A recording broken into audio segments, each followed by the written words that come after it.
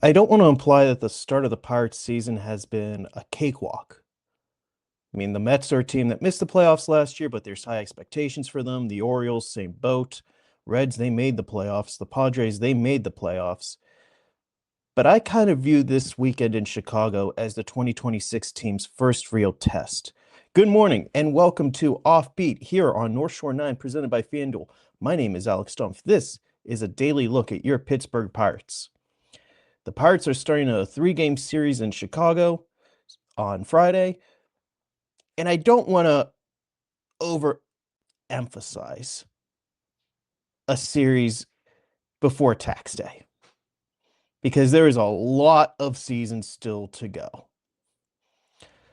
But I have seen some bad stuff in my years on the Pirates beat at Wrigley Field. I saw teams that had some modicum of hope get crushed. I saw teams that had maybe less hope, but it be established real early on that, yeah, this is just what you're in store for. This is going to be a long, rough year. And with only 4 series against the Cubs instead of the 6, now that everyone plays everyone at some point this season, this series is important. Not in a, oh, if they sweep, they're, got to go to October, or if they get swept, the season's over type of way. But this is a first real test. This is the equivalent of, on an NFL schedule, looking at week 3 and be like, okay, that could be something.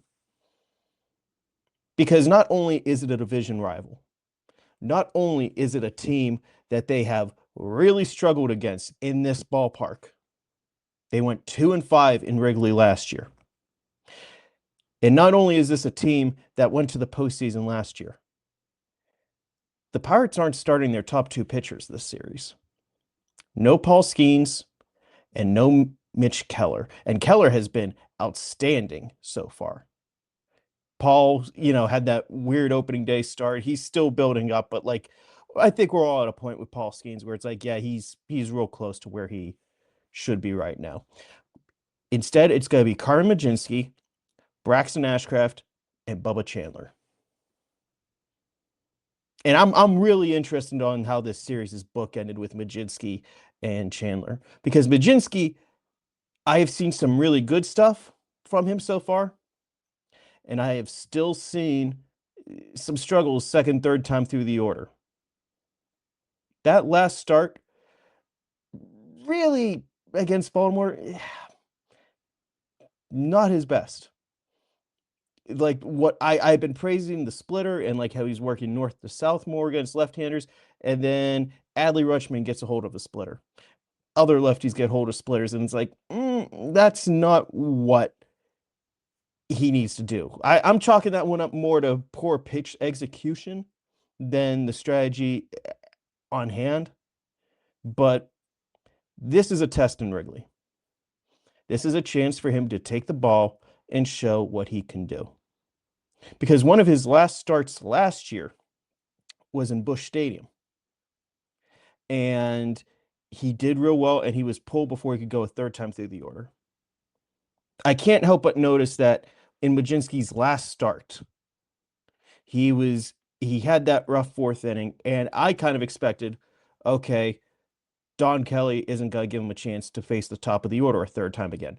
He did send him back out there. And while Mlodzinski didn't get out of the inning, no further damage was done. And okay, he needed an assist from the bullpen. I just like the gumption of the manager to be like, no, you're a real starter. Let's see what you do here. And for the pitcher to just go in and attack. That's a big step towards establishing yourself as a starting pitcher. This is another one.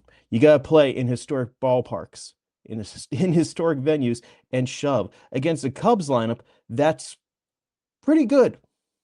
It's pretty deep. He'll get that opportunity. Braxton Ashcraft, I really like what I've seen so far. He's throwing his breaking balls in the zone. That's really good stuff. I have no real commentary, I guess, or anything new with Braxton Ashcraft. Let's see what he does, though. I guess nothing new other than this is a historic ballpark. How does he respond to this opportunity? The other guy, Bubba Chandler, obviously all the talent in the world. Obviously has some elite stuff that we have seen play this year. We have also seen him be wild. I don't think he's as sound mechanically this year as he was towards the end of last year. I think he's sorting through some stuff. He voiced some frustration after his last start.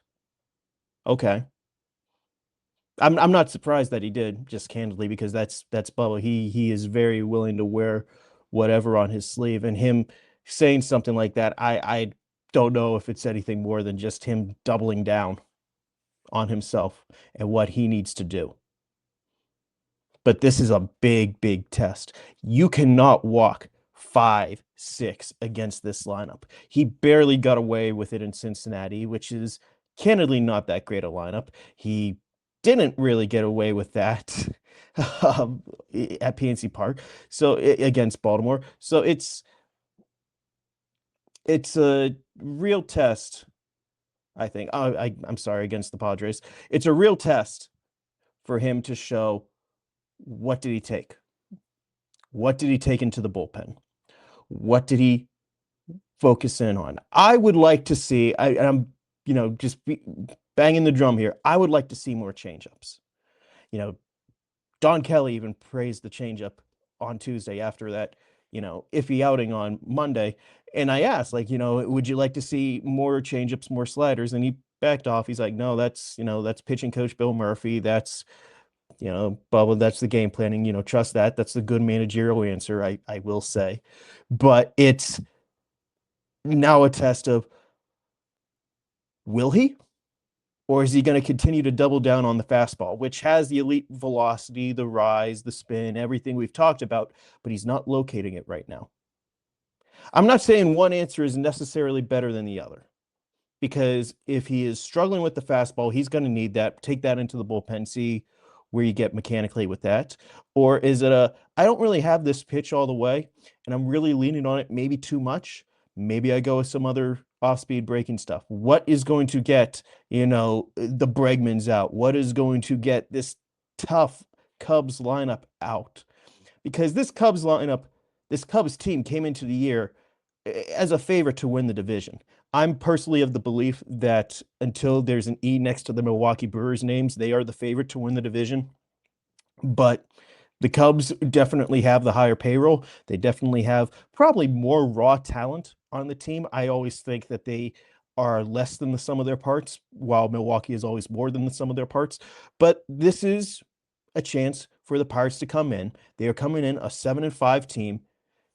If they could exit still with a winning record and come back to PNC Park, I think it goes a long way to hit that first mile marker of the season, after game 16, 1/10 of the season, with something to show.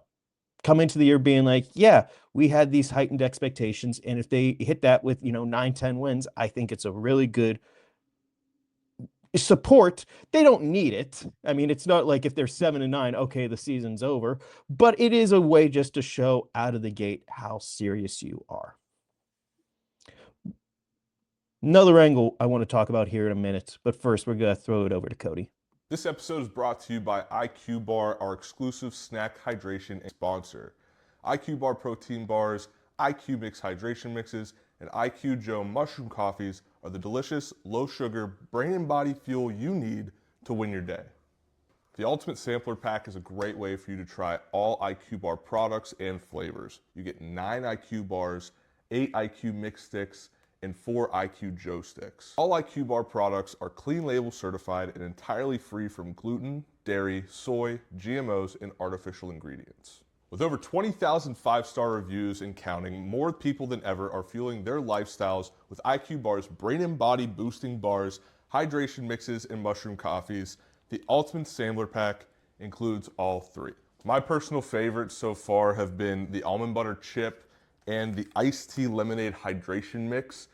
It's just really full of flavor. I love starting my day with it, and I couldn't imagine starting my day with anything else other than IQ Bar products. Right now, IQ Bar is offering our podcast listeners 20% off all IQ Bar products, including the Ultimate Sampler Pack, plus free shipping.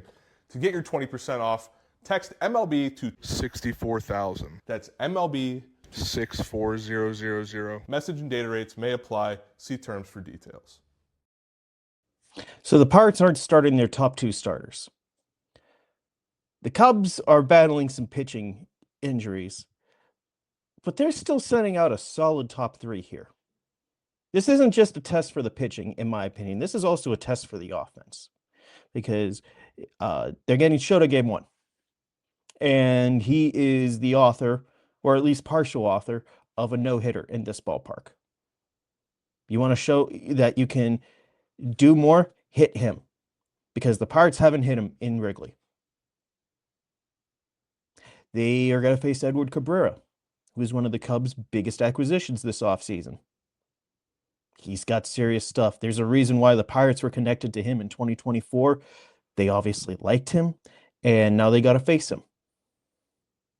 And then they got Jameson Taillon going Sunday. And look, I know Taillon has had some ups and downs, but he usually gives a fairly decent start against the Pirates, with the exception of the Jack Suwinski at-bats, which are now gone. So the Cubs, I'm not saying that's the A team. I'm not saying that's a vaunted 1-2-3. I would even argue that the Pirates might still have the pitching edge in this series. They probably have the starting pitching edge in this series, actually. But those are three pitchers. None of them are slouches, and a couple of them have a really good track record against the Pirates. If you want to separate yourself from the 23, 24, 25 teams that, 70-something weren't quite good enough, this is an opportunity to do so. Take care of a division rival in their park. Put together 5-6 runs. Have your starting pitcher go 5-6 innings, whether that's Mlodzinski, Ashcraft, Chandler. No one's going to argue if any of them give you 6 innings. Like, you always take that. If they give you 5 1/3, I want to see like Carmen Mlodzinski take on a lineup a third time. I want to see Bubba Chandler with his back up against the wall. What does he go to? Does he go more fastball? Like, I will execute, I will land this.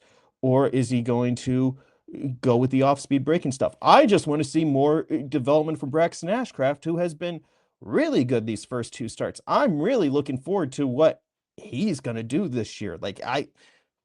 Mitch Keller has been outstanding so far. So, yeah, I still think Braxton Ashcraft has been this Pirates' second best starter this year. It's just that he's ahead of the production that Paul Skenes has put out so far. So, 3 young pitchers, all trying to prove that they're major league starters. A lineup that is facing 3 pitchers that have pretty good track records against the Pirates, and a team that is trying to take that next step. This is a pretty good early season series, because if the Pirates are able to sweep, let's just live in the best case scenario here for a second. If they're able to sweep, they're right there near the top of the division. They're sending a message to the NL Central how serious they are. They went into their rival's ballpark and they took care of business. And they also went into Cincinnati and they took care of business. And Baltimore came to town and they took care of business. Don Kelly talked after Wednesday how, it was a frustrating loss on Wednesday, but it's still a 4-2 homestand. You take those all the time. This is just a chance. It's a short 3-game road trip. It's a chance to show how serious this team is. Thank you so much for listening to Offbeat here on North Shore 9, presented by FanDuel. If you haven't already, be sure to subscribe wherever you find a fine podcast, or on YouTube if you want to see my smiling face. Thank you so much for listening. Have a good weekend. We'll talk again on Monday. All right, that wraps up this episode of North Shore 9. Thanks so much for tuning in, whether you're listening on the podcast or catching us on YouTube. If you enjoyed the show, please give this video a thumbs up, and don't forget to hit that subscribe button if you haven't already. It really helps us grow. And if you're listening on the podcast, a quick review goes a long way in helping others find the show. Plus, be sure to tell a friend about us. There's always room for more here in the NS9 community. And for those looking to support us a little more, consider joining our Patreon, become an MVP member, and get exclusive perks while helping us continue to bring you more of the Pirates content you love. Thanks again for all your support, and let's go Bucks.